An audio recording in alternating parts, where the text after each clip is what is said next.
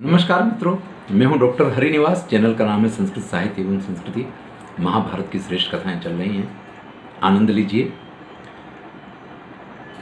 भीम ने भयंकर प्रतिज्ञा कर ली है कि अगर दुर्योधन तुम्हारी ये जांघ मैंने ना तोड़ी तो मेरे पूर्वजों के साथ, पितरों के साथ मुझे बैठने न दिया जाए, स्वर्ग में मुझे स्थान न मिले। विदुर जब ये चीज़ देखते हैं तो उनको बड़ी चिंता हो जाती है। विदुर फिर से मंत्री हैं, कई बार सब कुछ कहा गया है, लेकिन फिर भी घुटना जब मुड़ता है पेट की तरफ मुड़ता है। विदुर फिर से कहते हैं कि बड़ी ही गलत चीज हो रही है, सभा में जो कुछ हो रहा है, भाई आप अपने विनाश को बिल्कुल नजदीक बुला रहे हैं। ऐसे में दुर्योधन कहता है, भीमस्य वाक्य यद्यवाद अर्जुन से स्थितो। चलिए युधिष्ठिर की बात जाने दीजिए। भीमसेन जो कहेंगे, अर्जुन जो कहेंगे, मैं इन लोगों की बात को मानने के लिए तैयार हूं। वो सिर्फ इतना एक बार कह दें कि युधिष्ठिर का इनके ऊपर कोई अधिकार नहीं था। अगर युधिष्ठिर का इनके ऊपर अधिकार नहीं था, इतना वो कह देंगे तो मैं अभी फिर कह रहा हूं कि मैं द्रौपदी को छोड़ने के लिए तैयार हूं। तब अर्जुन कहता है, इमो राजा पूर्वमासीत ग्रहेनः कुंती पुत्रो धर्मराजो महा। भाई जुआ खेलने से पहले जब ये खेल रहे थे, जब इन्होंने दांव लगाया, उससे पहले तक ये हमारे स्वामी थे। हमारे नहीं, ये द्रौपदी के भी स्वामी थे। अब चूंकि हम लोगों को हारने से पहले इन्होंने खुद को नहीं हारा था, पहले अपने चारों भाइयों को दांव पे लगाया है, उसके बाद इन्होंने खुद को दांव पे लगाया है। लेकिन द्रौपदी को दांव पे लगाने से पहले, इस दांव को लगाने से पहले तक युधिष्ठिर जो है उसके पति थे, उसके स्वामी थे। लेकिन जब युधिष्ठिर खुद अपने शरीर को हार गए हैं, ईसस् स्वयं कस्य पराजितात्मा, भाई जो खुद को हार गया हो वो किसी का स्वामी कैसे हो सकता है। ता जानी ध्वम कुर्वाः सर्वेव। प्रश्न तो इस कुरुसभा में यह पूछा जा रहा है, भाई युधिष्ठिर ने जो किया वो एक बात है, लेकिन युधिष्ठिर ने जो किया वो उन्होंने द्यूत के नशे में किया या उन्होंने जो किया वो योग्य किया, ये निर्णय तो यहां बैठी हुई सभा भी कर सकती है ना। तो अर्जुन का कहना यह है कि वो स्वामी हैं, हमारे तो स्वामी हैं ही हैं, क्योंकि हमें तो उन्होंने खुद को दांव पे लगाने से पहले हार गए हैं। लेकिन जहां तक द्रौपदी का प्रश्न है, वो द्रौपदी के पति थे, लेकिन दांव पे रखने से पहले जब उन्होंने स्वयं को दांव पे लगा दिया, जब वो स्वयं को हार गए, फिर वो द्रौपदी को हारने का अधिकार कैसे रखते हैं। सभा से मेरा प्रश्न ये है। अब इधर अर्जुन ने ये प्रश्न किया, भीम ने प्रतिज्ञा कर ली है, भयंकर अपशकुन होने लग गए हैं। चारों तरफ जैसे शेयार रो रहे हैं, कौवे टाँव टाँव कर रहे हैं, चारों तरफ कुत्ते रो रहे हैं, सब इस तरीके का वातावरण हो गया। गांधारी अत्यंत घबरा जाती है, धृतराष्ट्र के पास जाती है, धृतराष्ट्र से कहती है, महाराज रोको, ये सब चल क्या रहा, अगर आप इसको नहीं रोकेंगे तो बहुत बड़ा अमंगल हो जाएगा। तब धृतराष्ट्र जो हैं, हतोसी दुर्योधन मंद बुद्धे त्वं सभायाम कुरु पुंगवानाम स्त्रियम समा भाससी दुर्विनीत विशेषतो द्रौपदीम धर्मपत्नीम। दुर्योधन पे गुस्सा करते हुए धृतराष्ट्र कैसे हैं, तू है ही हतोसी, तू अभागा है। आज की भाषा में कहें तो तू मूर्ख है, बेवकूफ है, मंद बुद्धि। जो तू कुरुओं की इस सभा में स्त्री को बुला करके और उसके साथ इस प्रकार से जीवा जोड़ी कर रहा है, इस प्रकार से वाद विवाद कर रहा है, वो भी किसके साथ, द्रौपदी के साथ, जो धर्मराज की पत्नी है। ये सब कुछ गलत है। और इतना कहने के बाद धृतराष्ट्र द्रौपदी से कहते हैं, वरम वृणेस्व पांचाली मत्तो यद अभिवांछसी वधूनाम ही विशिष्टा में त्वम धर्म परमाशति। हे द्रौपदी, तुम मेरी सभी वधुओं में श्रेष्ठ हो, धर्म का आचरण करने वाली हो, परम सती हो, जो चाहो तुम मुझसे वरदान मांग सकती हो। तो यहां धृतराष्ट्र ने जब द्रौपदी से कहा कि तुम वरदान मांग लो, तो द्रौपदी कहती है, ददासी चेद वरम मह्यम व्रणोमि भरतर्षभ सर्वधर्मानुगः श्रीमान दासोस्तु युधिष्ठिरा। अगर आप मुझे वरदान दे रहे हैं तो श्रीमान युधिष्ठिर जो धर्मराज हैं, धर्म के मार्ग का अनुसरण करने वाले हैं, तो मैं ये वरदान मांग रही हूं कि उनको दासत्व में से मुक्ति मिले। द्रौपदी पहले वरदान में न भीम को दासत्व से मुक्त करवाती है न अर्जुन। द्रौपदी कहती है कि अगर आप मुझे वरदान दे रहे हैं तो धर्मात्मा युधिष्ठिर दासता के भाव से मुक्त हो। द्रौपदी ने यहां कारण दिया है कि कल को युधिष्ठिर के पुत्र प्रतिविंध्य को लोग ये न कहें कि ये दास का पुत्र है।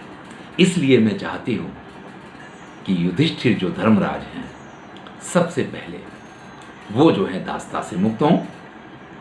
एवं भवतु कल्याणी यथा तुम अभिभाषसे द्वितीयम ते वरम भद्रे ददामि वरयस्व। धृतराष्ट्र कहते हैं ठीक है, तुमने मांगा, इसी समय से युधिष्ठिर दासता से मुक्त हुए, लेकिन जिस प्रकार से तुमने धर्मपूर्वक इस वर को मांगा है, एक वरदान और तुम मांगो। मैं दूसरा वरदान तुमको देना चाहता हूं, दूसरा वरदान मांग लो। तब द्रौपदी कहते हैं सारथौ सधनुष्कौ च भीमसेन धनंजयो यमौ च वरे राजन दासान स्वस्ना अहम। दूसरे वरदान से मैं मांगती हूं कि भीम, अर्जुन, नकुल, सहदेव अपने रथ, अपने शस्त्रों के साथ में और अपने सारथियों के साथ में दास भाव से मुक्त हो। देखिए, पहले वरदान में तो सिर्फ युधिष्ठिर को मांगा है, लेकिन जब दूसरा वरदान मांगने के लिए कहा है तो सारथो सा धनुष को, अपने रथों के साथ में और अपने शस्त्रों के साथ में भीमसेन, धनंजय वगैरह और यम यानी कि नकुल, सहदेव जो हैं वो दास भाव से मुक्त हों, ये वरदान मांगा है। धृतराष्ट्र कहता है ये भी हो गया, तीसरा वरदान मांगो। तथास्तु ते महाभागे यथा तुम नंदिनी क्षसी तृतीयं वर यास्तत्तो नासी द्वाभ्या सुसत्कृता। तुम्हारे साथ बहुत अनादर हुआ है। इन दो वरदानों से मैं नहीं मानता हूं कि मैं जो कुछ देना चाहता हूं वो तुम्हें प्राप्त हो पाया है, इसलिए तुम्हारी पीड़ा दूर हो, इसके लिए तुम तीसरा वरदान मुझसे मांगो। तब द्रौपदी कहती है लोभो धर्मस्य नाशाय भगवन् नाहमुत्सये अनार्हा वरमादातुम तृतीयम राजसत्तमा। लोभ का तो कहीं अंत नहीं है। हे महाराज, मैं तीसरा वरदान नहीं मांग सकती हूं क्योंकि लोभ का कहीं अंत नहीं है और क्षत्रियों के लिए कभी नहीं कहा गया है कि वो तीसरा वरदान मांगे। दो ही वरदान क्षत्रिय मांग सकता है, इतनी ही उसको परमिशन होती है। एक माहुर वैश्य वरम, दो तु क्षत्रिय वरो, त्रयस्तु राजो राजेंद्र ब्राह्मण से शतम वरा। जो वैश्य होता है उसको एक वर मांगने का अधिकार है, जो क्षत्रिय होता है उसको दो वरदान मांगने का अधिकार है, जो राजा है उसको तीन वरदान मांगने का अधिकार है। हाँ, जो ब्राह्मण हो वो कितने भी वरदान मांग सकता है। इस प्रकार की परंपरा है। इस प्रकार से जब मुक्त हो गए हैं पांडव तो कर्ण से नहीं रहा जाता है। कर्ण कटाक्ष करता है यानः श्रुता मनुष्येषु स्त्रियो रूपेण सम्मता तत्सामेता दृशम कर्म ना कस्याश्चन शुश्रुम।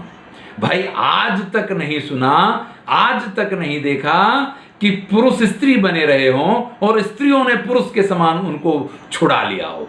यानी हमेशा ऐसा होता है कि स्त्री की रक्षा करता है, इसलिए पाती पति जो रक्षा करता है उसको पति कहा जाता है। यहां तो पतियों की रक्षा स्त्री ने की है। ओहो हो, कैसे श्रेष्ठ ये योद्धा हैं। इस प्रकार से कर्ण ने जब टकोर की है तो अब तो भीम जो हैं दासता से मुक्त हो गए हैं। अब वो दास नहीं है, और अगर भीम दास नहीं है तो इसका अर्थ क्या हो सकता है? भीम को अत्यंत जोर से क्रोध आ जाता है। वो ये कहते हैं यही वही स्वाम अहम सर्वान हन्मि शत्रून समागतान अथ निष्क्रम्य राजेंद्र समूलान हन्मि भारत। युधिष्ठिर से कहते हैं आप मुझे आज्ञा दे दो, इन सबको, ये जितने यहाँ बैठे हुए हैं सबको जड़ मूल से मैं नष्ट कर देना चाहता हूँ, सबको मार देना चाहता हूँ। अत्यंत क्रोध में आ गए हैं भीम, क्योंकि एक तो अभी तक जो कुछ हुआ था वही कम पीड़ाकारक नहीं था, ऊपर से जब कर्ण इस प्रकार से व्यंग्य करता है तो भीम को अत्यंत क्रोध आ जाता है। युधिष्ठिर उनको चुप करते हैं और चुप करने के बाद दास्ता से मुक्त हुए युधिष्ठिर धृतराष्ट्र के सामने पहुंचते हैं और प्रणाम करते हुए उनसे कहते हैं, राजन किम करवामस्ते प्रसाद्य स्वाम ईश्वरः नित्यम ही स्थातुम इच्छामस तव भारत शासने। हे राजन, आज बड़े पिता ने कहा है, हे राजन हम आपके अधीन हैं, अब हम क्या करें, आज्ञा दीजिए। देखिए दास्ता से मुक्त कर दिया है, लेकिन फिर भी चूंकि ये मुक्ति धृतराष्ट्र ने दी है तो धृतराष्ट्र के पास जाकर के, जो कि हस्तिनापुर के राजा हैं, दुर्योधन हस्तिनापुर का राजा नहीं है, निर्णय लेने का अधिकार उसको है नहीं, तो धृतराष्ट्र से कहते हैं कि आपने ये जो हमें मुक्ति दी है, हम हमेशा के लिए आपके आज्ञाकारी रहेंगे, आप बताइए हम क्या करें। तब धृतराष्ट्र कहते हैं, आजात शत्रु भद्रम ते अरिष्टम स्वस्ति गच्छते अनुज्ञाता सहदना स्वराज्यम अनुशासित। तब धृतराष्ट्र कहते हैं कि हे अजात शत्रु, यहाँ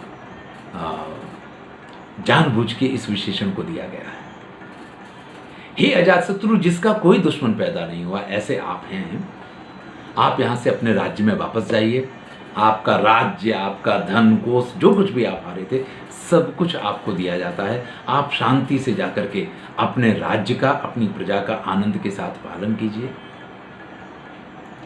और फिर धृतराष्ट्र जो कहते हैं, एक तरीके से क्षमा याचना मांगने वाली बात है कि जो कुछ हुआ इसको भूल जाया जाए। यतो बुद्धिस्ततः शांति प्रथमम गच्छ भारत ना दारुणी पतेत शस्त्रम दारुण्येतन निपात्यते। देखिए जहाँ बुद्धि है वहाँ शांति है, और जो शांत बुद्धि है ना वही वास्तव में सुख का कारण बन सकती है। क्रोध में आकर के बुद्धि योग्य कार्य नहीं करती है। कभी भी कुल्हाड़ी का जो घा है, उसका जो निशान है, या उससे कभी किसी लोहे को नहीं काटा जाता है, उससे लकड़ी को ही काटा जाता है। तो जो बुद्धि क्रोध में आवृत्त होती है, जो बुद्धि निर्णय करने में योग्य तरीके से निर्णय नहीं कर पाती है, वही बुद्धिगत आचरण करती है। तो बुद्धि को शांत रखिए, मन को शांत रखिए, इस प्रकार से शिक्षा देते हैं। और फिर ये भी कहते हैं कि जो लोग दुश्मनी मान के रखते हैं हमेशा किसी के भी साथ, उनको कभी शांति नहीं मिलती है। तो अगर परम शांत जीवन चाहिए तो व्यक्ति को किसी के भी साथ दुश्मनी नहीं माननी चाहिए। अर्थात आप भी यहाँ जो कुछ हुआ है उन सब बातों को भूल जाएं और इसको कुछ दुश्मनी ना मानें, और आप यहाँ से सुखपूर्वक अपने राज्य में जाएं, अपने राज्य को संभालें जा करके। इस प्रकार से महाराज धृतराष्ट्र ने द्रौपदी के वरदानों के आधार पर सिर्फ पांडवों को ही मुक्त नहीं किया, उनको उनका राज्य, उनकी धन संपत्ति सब कुछ वापस कर दिया है। वेदव्यास वर्णन करते हुए कहते हैं, ते रथान मेघ संकासान आस्थाय सह कृष्णया प्रयुर्हृष्ट मनसा इंद्रप्रस्थम पुरोत्तम। तब वो पांडव जो हैं द्रौपदी के साथ में रथ पे बैठ करके और अत्यंत प्रसन्न मन से इंद्रप्रस्थ की ओर प्रस्थान करते हैं। तो यहाँ तो कथा ये आई कि पांडवों को उनका राज्य और सब कुछ वापस मिल गया है द्रौपदी के वरदानों से, और वो अपने नगर में वापस आ गए हैं। अपने नगर जाने के लिए उन्होंने वापस प्रस्थान किया है। आगे की कथा अगले वीडियो में सुनेंगे। मैं हूँ डॉक्टर हरिनिवास और चैनल का नाम है संस्कृत साहित्य एवं संस्कृति। धन्यवाद। आनंद लीजिए, मित्रों के साथ शेयर कीजिए।